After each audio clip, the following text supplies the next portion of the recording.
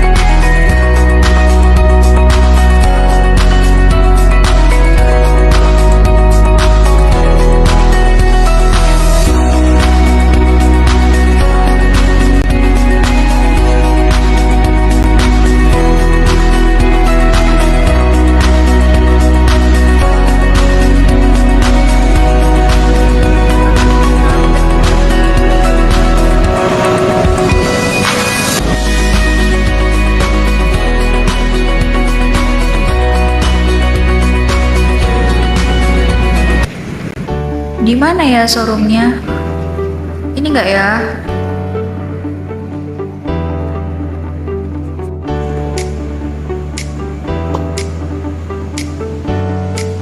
Oh, ini showroomnya.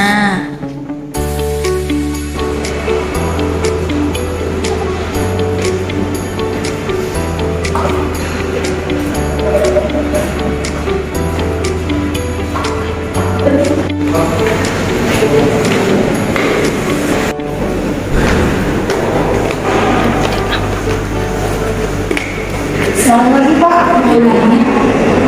Pak, mau bertanya. Saya mau beli motor. Jadi saya mau bertanya ke ruangan admin penjualan di mana ya Pak? Oh, mau beli motor ya? Iya Pak. Kalau untuk bagi penjualan, gimana lewat dari sini? Nanti lewat atas pakai ini kan? Oh iya. Nanti juga ditunjukkan ruangan admin. Ruangan Nanti masuk admin. di sana. Terima kasih ya Pak. Ya, ya.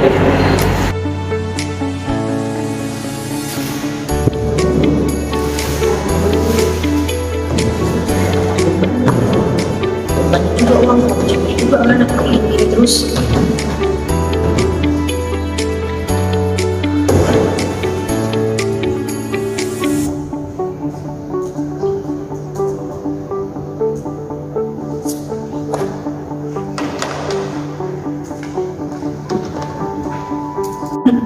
Gimana Pak?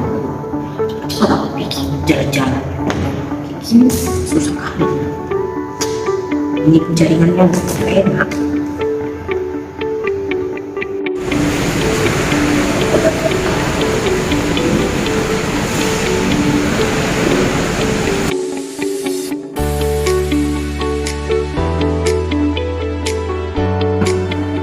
Sepertinya ini ruang admin yang bilang Bapak tadi.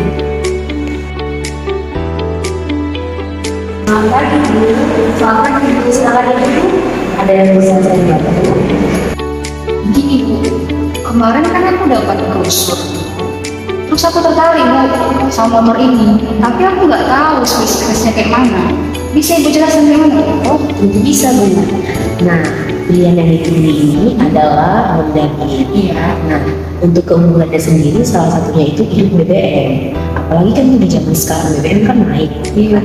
Pasti kita itu memerlukan sepeda motor yang seperti ini. Nah, saya pun rekomendasikan sama ibu untuk memilih sepeda motor ini karena itu akan membuat ibu lebih nyaman juga kan, apalagi di zaman sekarang. Untuk spesifikasi lainnya, ibu bisa lihat pada brosur ini ya Bu. Oh begitu ya Bu. Bagus juga ya Bu spesifikasi Honda Beat ini. Tentu bagus ibu. Jadi Bu aku tertarik kalau Bu membeli Honda Beat ini. Bisa nggak dibeli secara kredit? Oh tentu bisa Bu. Nah untuk pembelian secara kredit itu harus mengikuti prosedur yang ada. Salah satunya mengisi formulir dulu ya Bu. Atas nama siapa Ibu? Mai Sinaga Bu. Mai Sinaga ya Bu. Nah Ibu silakan isi formulir ini. Ibu ada membawa KTP? Oh ada Bu. Oke, terima kasih Bu. Silakan isi formulirnya ya Bu.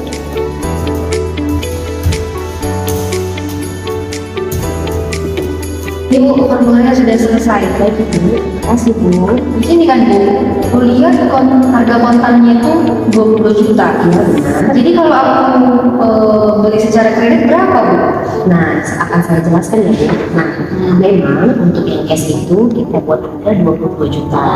Nah, tapi untuk pembelian kredit kita buat dengan harga 30 juta. Nah, untuk angsurannya itu Bu, pembukaannya yang pertama itu minimal itu 2 juta. Ya. Oh begitu ya Bu. Ya udahlah Bu, aku kasih DP 5 juta aja deh. Oh begitu ya Bu. Nah, untuk angsuran berapa tahun ya Bu? 2 tahun aja Bu. Baik Bu, sebentar sebentar ya. Nah, untuk motor Beat ini dengan uang muka 5 juta selesai dalam 2 tahun. Maka angsuran motornya itu dikenakan setiap bulannya adalah sebesar 1.042.000. Nah, di sini sudah jelaskan sebelumnya, dengan harga ini sudah termasuk semua biaya. Jadi Ibu hanya tinggal membayar uang muka dan angsuran per bulannya saja. Baik Bu, ini uang kontrak Bu.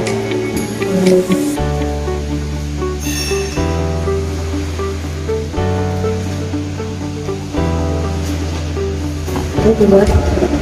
Bu, DP-nya 5 juta. Baik, saya terima ya Bu, saya hitung dulu.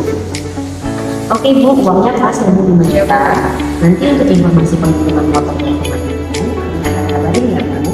Baik Bu, nanti kalau motornya sudah dikirim, kabar saya. Baik Bu, terima kasih banyak Bu, ditunggu ya. Terima kasih Bu. Selamat pagi Bu.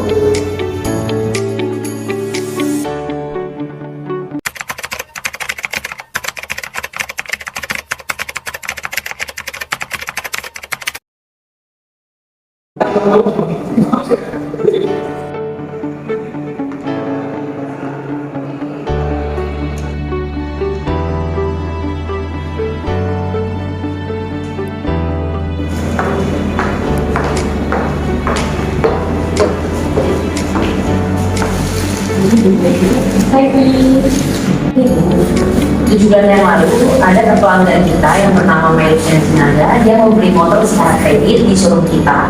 Akan tetapi 2 bulan terakhir ini Bu, dia tidak membayar cicilannya. Sebulan yang lalu saya sudah menelepon dan tidak ada respon. Nah, sesuai dengan kebijakan showroom kita, jika lebih dari 2 bulan tidak membayar, maka sepeda motor itu akan ditarik. Bagaimana tanggapan Ibu tentang hal itu Bu? Oh begitu ya. Jika saya lihat dari sini, dia belum bayar 2 bulan kan? Ya benar. Oke, gini aja. Kamu telepon dia sekali lagi untuk konfirmasi pembayaran terakhir. Namun kalau dia belum bisa membayar, perintahkan Pak Samuel untuk langsung menarik ke rumahnya. Baik Bu, terima kasih Bu. Saya izin keluar ya Bu. Ya, silakan. Selamat pagi Bu. Pagi.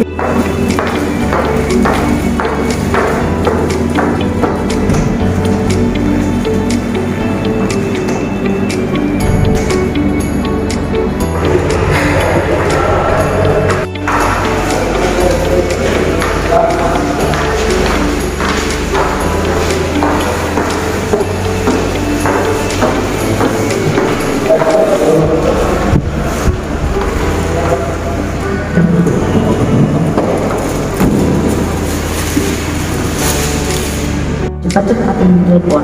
Sudah selesai urusan ini. Halo Ibu, selamat pagi Bu.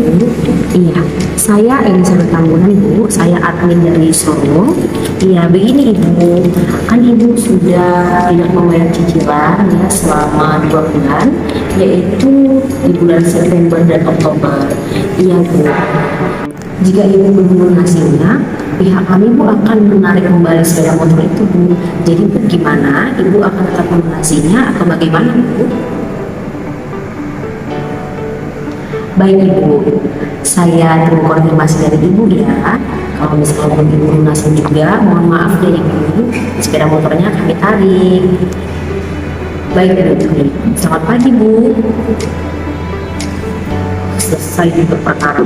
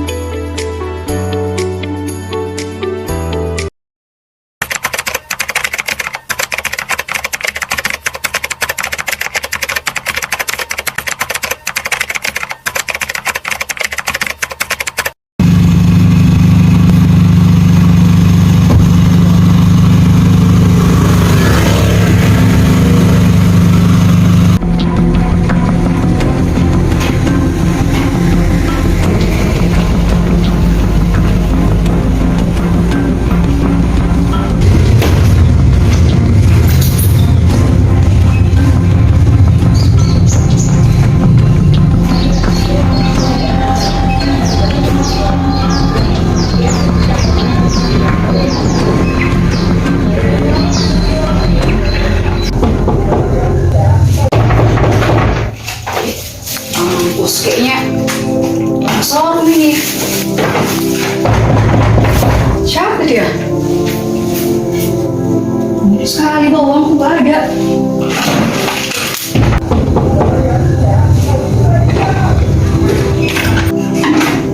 Selamat siang Bu. Selamat siang Pak. Ada apa ya Pak? Sebelumnya perkenalkan saya Samuel dari showroom Cinta Kasih. Diberikan perintah untuk melakukan penarikan atas motor yang Ibu beli di showroom kami 7 bulan yang lalu. Di sini ada saya bawa surat perintah untuk melakukan penarikan ini. Bisa dibaca. Oh bener ya Pak.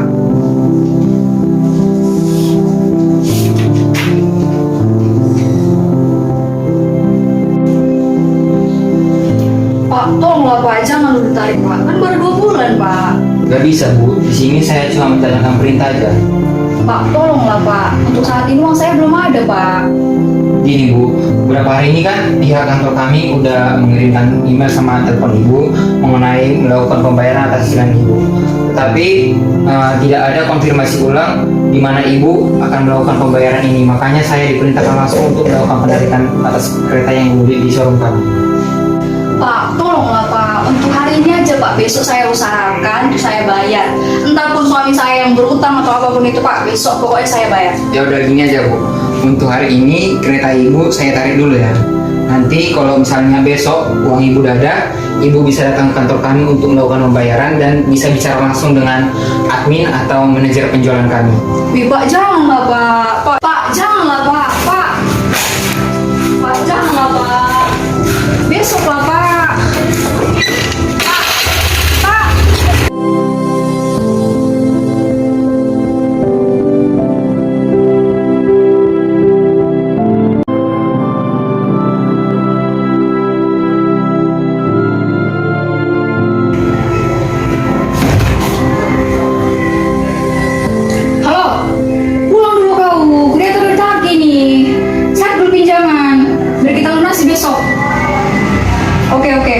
Oke ya.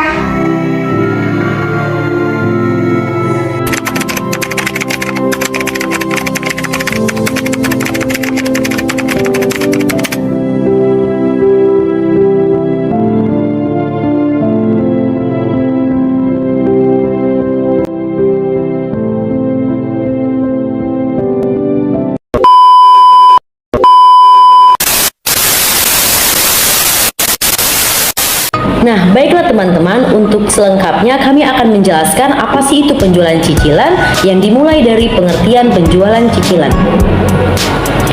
Menurut Yunus, penjualan cicilan adalah penjualan yang dilakukan dengan perjanjian di mana pembayarannya dilakukan secara bertahap, yaitu yang pertama, pada saat barang diserahkan kepada pembeli, penjual menerima pembayaran pertama atau down payment. Yang kedua, sisa dibayar dalam beberapa kali cicilan. Menurut Smith and Skousen, pendapatan penjualan merupakan total penjualan kepada pelanggan untuk periode bersangkutan. Dari definisi di atas dapat disimpulkan bahwa penjualan merupakan pendapatan yang diperoleh dari jumlah yang dibebankan kepada pelanggan atas penyerahan barang atau jasa.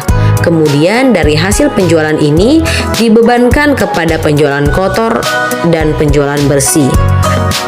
Menurut Drebin, penjualan harta benda tidak bergerak seringkali dilakukan berdasarkan rencana pembayaran yang ditangguhkan, di mana pihak penjual menerima uang muka atau down payment dan sisanya dalam bentuk penjualan cicilan selama beberapa tahun. Dari definisi di atas berarti penjualan cicilan dapat dilakukan dengan perjanjian di mana pembayarannya dilaksanakan secara bertahap, yaitu yang pertama, pada saat barang diserahkan kepada pembeli, penjual menerima pembayaran pertama untuk melunasi sebagian dari harga yang dianggap sebagai uang muka. Yang kedua, sisa dibayar dalam beberapa kali cicilan yang umumnya sama besar. Yang ketiga, karena jangka waktu pelunasan yang relatif lama, biasanya dikenakan bunga atas saldo piutang cicilan dan perusahaan mengeluarkan biaya tambahan. Dari sisi penjualan itu sendiri, penjualan dapat dilakukan dengan berbagai cara, yaitu yang pertama, penjualan tunai. Penjualan tunai adalah penjualan yang dilakukan di masa pembayarannya diterima oleh penjual pada saat barang atau jasa diserahkan. Yang kedua, ada penjualan kredit. Penjualan kredit adalah penjualan yang dilakukan di mana pembayarannya diterima pada saat tertentu di masa yang akan datang sesuai dengan perjanjian. Yang ketiga, ada penjualan konsinyasi.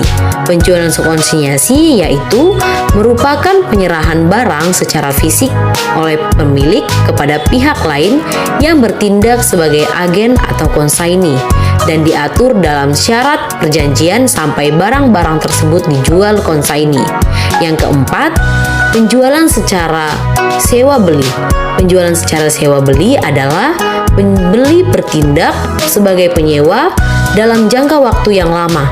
Pada akhir masa sewa, si penyewa barang diberi hak untuk membeli atau yang menyewakan langsung memiliki barang tersebut. Nah, selanjutnya yaitu beberapa pertimbangan dalam penjualan cicilan.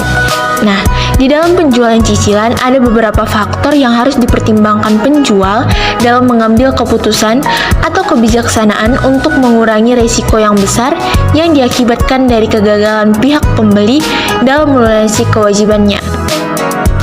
Yang pertama yaitu uang muka ditetapkan harus cukup besar untuk menutupi penurunan nilai barang karena perubahan barang baru menjadi barang bekas. Nah, yang kedua yaitu periode pembayaran cicilan harus tidak terlalu lama atau panjang, sebaiknya setiap bulan. Nah, yang ketiga yaitu pembayaran berkala tidak harus melebihi penurunan nilai barang yang terjadi di antara pembayaran berkala. Apabila nilai barang itu melebihi saldo nilai kontrak yang belum dibayar, maka pihak pembeli segan untuk memenuhi kontrak.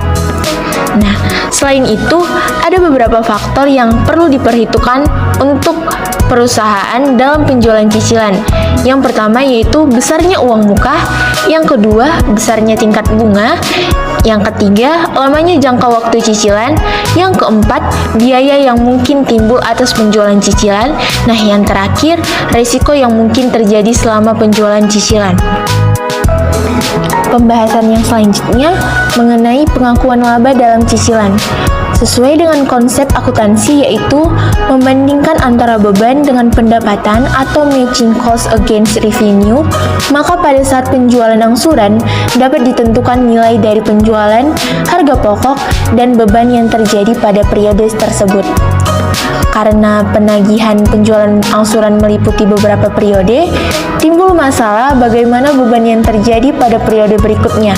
Misal, beban penagihan, administrasi, perbaikan, dan pemilikan kembali.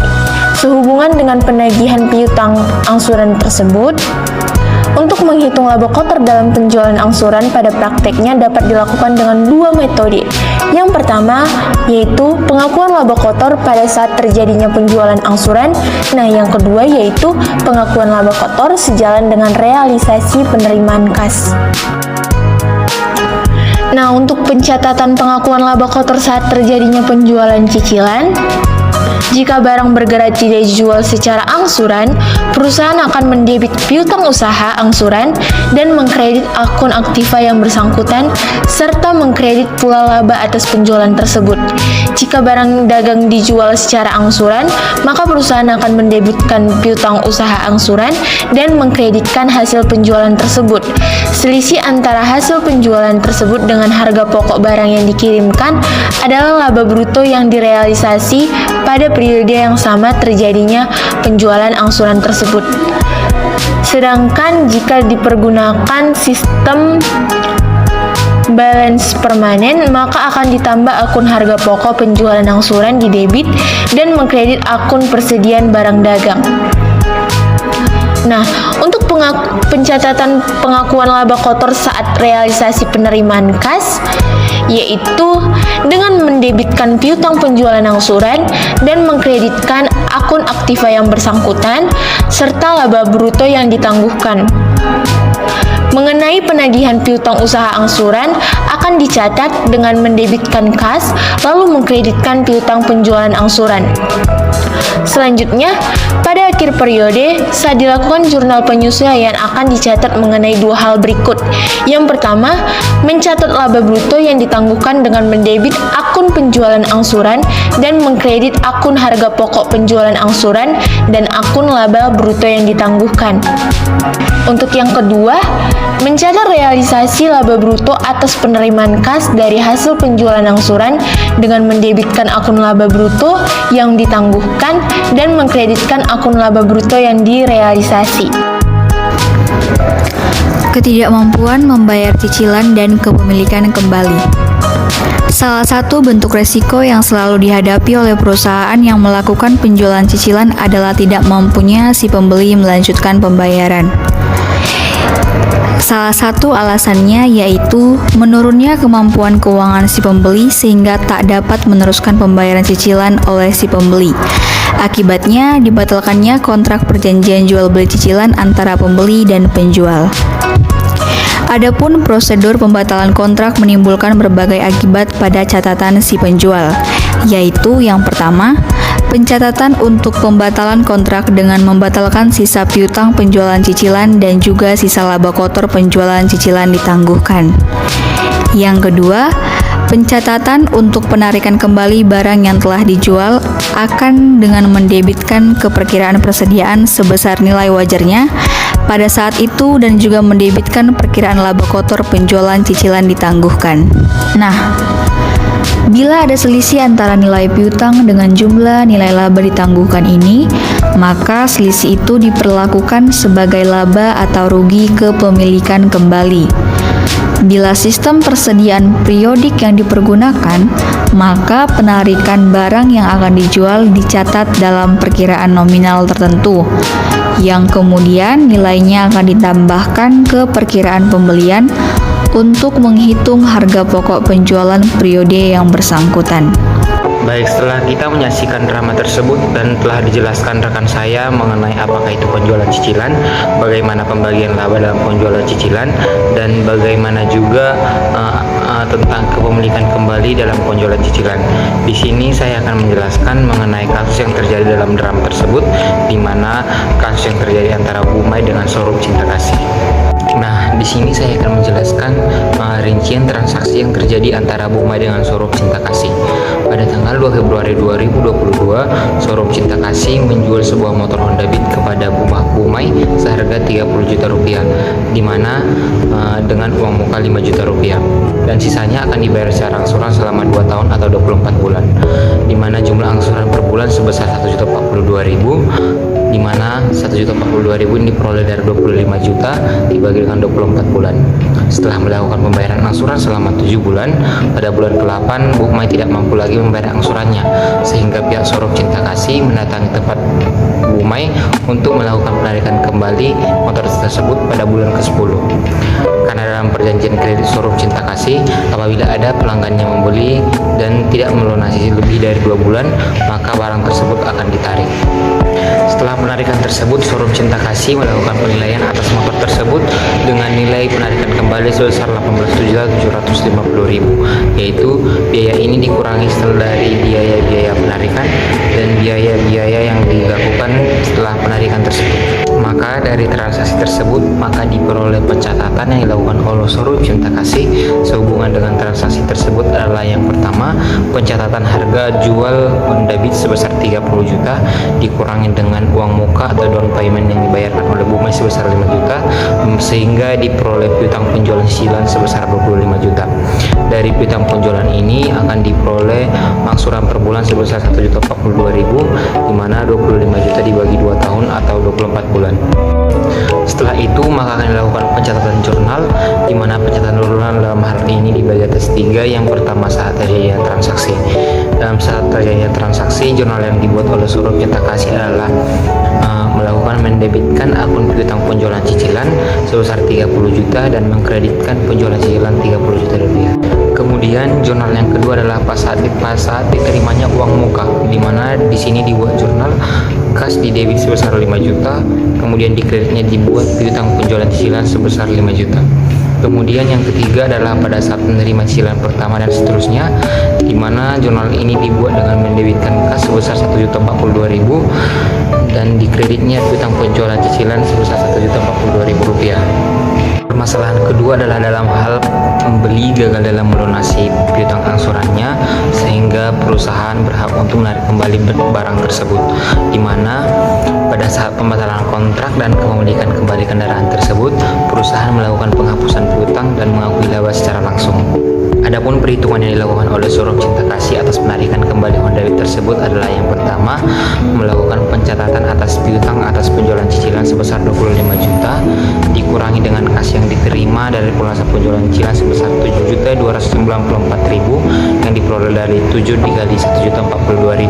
Piutang yang berhasil dibayarkan oleh Bu Mai dari transaksi tersebut adalah 25 juta dikurangi dengan 7.294.000, yaitu sebesar 17.706.000.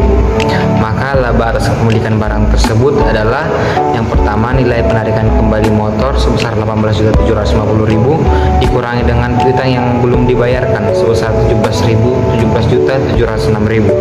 Maka laba atas penjualan cicilan atau kepemilikan motor tersebut sebesar 1.044.000. Dari kasus kepemilikan kembali barang penjualan cicilan tersebut, maka showroom Cinta Kasih juga akan mencatat laba dan melakukan penjurnalan, yaitu dengan mendebitkan persediaan, yaitu kendaraan Honda Beat seharga 18.750.000, kemudian di kreditnya piutang cicilan sebesar 17.706.000 dan di kredit laba sebesar 1.044.000 rupiah.